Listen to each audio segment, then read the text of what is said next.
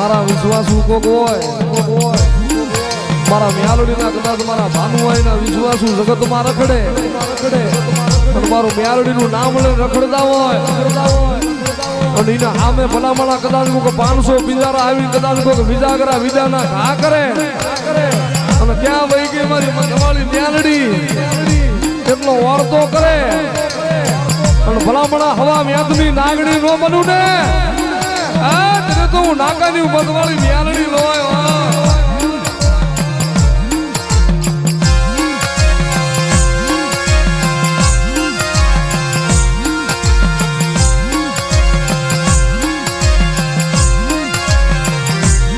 તન કોણ